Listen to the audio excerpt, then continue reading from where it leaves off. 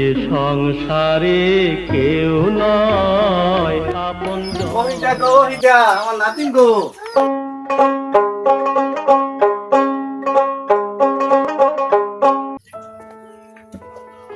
নাতিরা গেছে করে ওইটা পোলাফান দেখি না, নাতিন নতুন দেখি না, এরা গেল কই?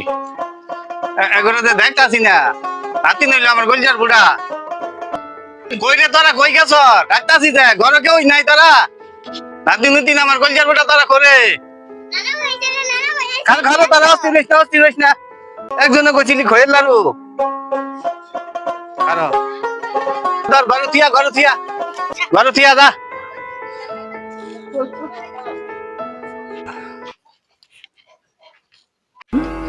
কি প্রচুর গরম,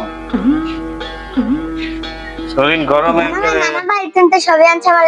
আমার মন নাই। নানা ভাই তোমার কালকে আইনা দিন, তুমি রাগ কইরো না। যাও গুছু করো গা, যাও স্কুল তে আইছো, যাও গুছু করো গা, যাও। নাতিনরা ব্যাগের কথা কইলো, এতটিয়ার বাজার করলাম, দুধ বেচলাম গরুর, তারপরে বেকি ভেঙ্গিয়া লাইছি, আর ব্যাগের কথা আর মন নাই।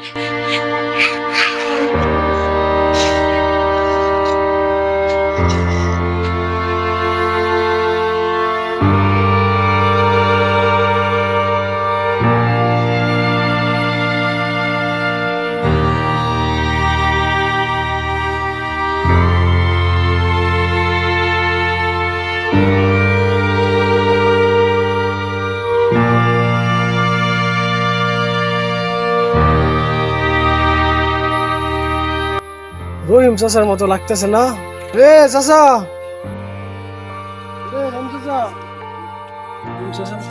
আসসালামু আলাইকুম চাচা।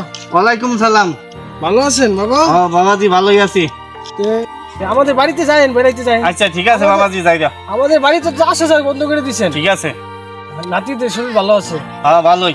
আইলা কয়টা দিন থাকবা তুমি? তারা ভাড়া কইরা কয়দিনে ছুটি আনছো, আবার যাবা চাইতেছো গা? ছুটি তো আপনার মাঝখানে, ছুটি তো এখন নেওয়া যায় না, আপনার কামের খুব প্রেসারে আছি তো, আর এই জন্য ছুটি এরপরে ছুটি কাটাই আইসি দেশে, যে প্রায় দীর্ঘ সময় থাকবো কিছুদিন। বাবাজি জায়গা আমাদের বাড়ি যাইন বেড়াইতে, কেমন? আচ্ছা আবার ছুটি লই আবার বেড়া বেড়াইও 2 মাস পরে। আর গৃহস্থ কতটুকু লাগাইছেন জায়গা, জমি ধান লাগাইছেন কতটুকু? এই 3-4 কাঠা রুইছি, বাকি বর্গা। এইটুকু আপনাদের সব?